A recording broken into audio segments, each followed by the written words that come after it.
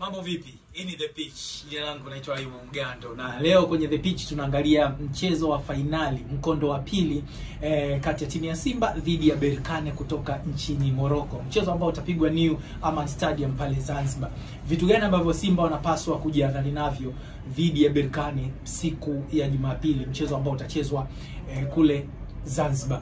Moja kati ya vitu ambavyo Simba wanatakiwa wajiadhari sana wanapocheza dhidi ya Berkane ni kutokuruhusu goli la mapema, kwa sababu mpaka sasa watu wengi, wapenzi wengi wa soka nchini Tanzania wanaamini mara baada ya Berkane kupata magoli mawili dhidi ya Simba katika mchezo wa mkondo wa kwanza fainali ambao umechezwa Morocco, basi Berkane wataingia na kigezo cha kwanza kujilinda, yani wakabie chini, waache Simba wacheze wao wanaangalia namna gani ya kuweza kuwazuia Simba wasipate goli la mapema. Mimi nakataa, kwa sababu Berkane wataingia wakitaka kuhakikisha kwamba wanaiua mechi mapema, yani kuwanyong'onyesha Simba wasiweze kuwa na matumaini ya kurejea mchezoni. Na unawanyong'onyeshaje wapinzani wako ili wapoteze tumaini la kurejea mchezoni?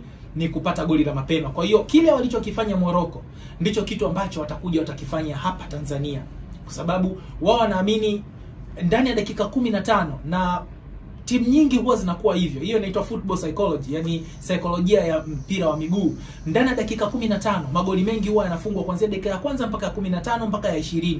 Baada ya pale timu zote huwa zinacheza ile tactical football, mpira wa kimbinu, kuhakikisha kwamba hawafanyi makosa. Lakini zile dakika za 15 za mwisho, yani robo tatu ya mwisho kuelekea mapumziko, pale ndipo ambapo timu huwa zinaruhusu sana magoli. Kwa hiyo Berkane wataingia, watataka wapate goli la mapema ili kuwatoa kabisa mchezoni Simba, waondoe na ile dhana yao ya kusema kwamba haya magoli mawili wanaweza kuyapata katika mchezo wa Jumapili. Kwa cha kwanza, wakishapata goli la mapema, ina maana Simba atakuwa na mlima mzito, na hata ile approach yao, game plan wameingia nayo siku husika inabidi wabadilishe, kwa sababu wamefungwa goli la mapema. Kwa hiyo hiyo ni approach ya kwanza ambayo Berkane wataingia nayo, kutafuta goli la mapema ili kuwadhoofisha Simba wasiweze kuwa na ile ari ambayo watakuwa wameingia nayo ili kutaka kupata magoli ya mapema.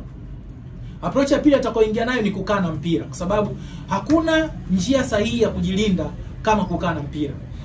Unavyokaa na mpira kwa muda mrefu ndivyo unavyomfanya mpinzani wako achoke kwa kutafuta mpira. Na nikukumbusha kitu, Berkane ni moja kati ya timu ambazo zina wastani mzuri wa kukaa na mpira katika kombe la shirikisho.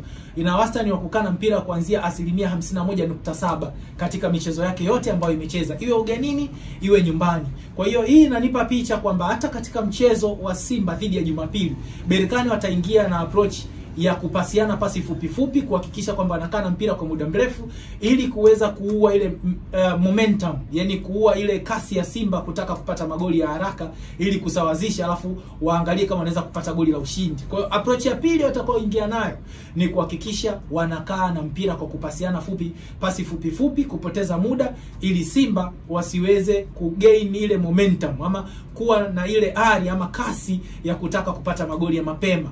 Hiki ni kitu cha pili ambacho Simba wanatakiwa wawe nacho makini sana.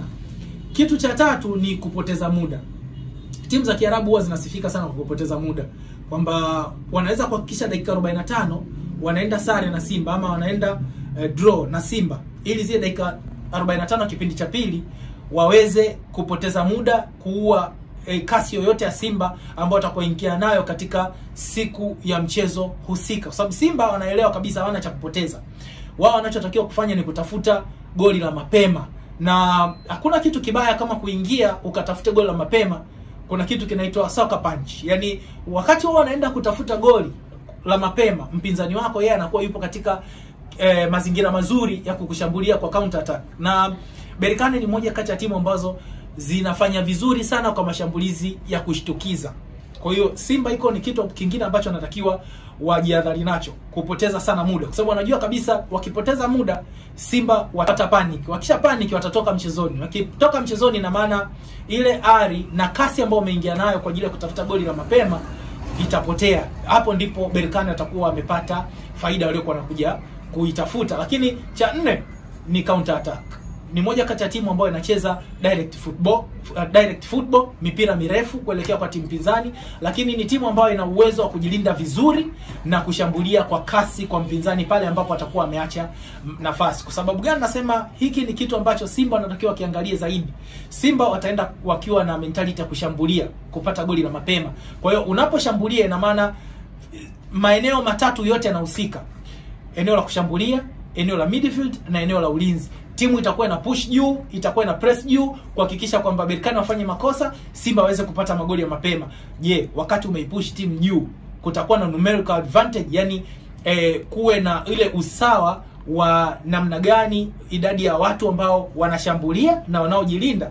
Kwa Simba natakiwa watafute balance, yani watafute uwiano sahihi kati ya watu wanaoshambulia na watu wanaojilinda, ili kuweza kuzuia hatari yoyote ya kushambuliwa kwa mashambulizi ya kushtukiza na hatimaye wakajikuta wanapoteza mchezo ama kuweza kufungwa goli la mapema, na hiyo kuwa faida kwa Berkane. Usiache kusubscribe, usiache kuacha comment yako hapo chini, lakini kulike. Endelea kutufuatilia katika mitandao yetu ya kijamii.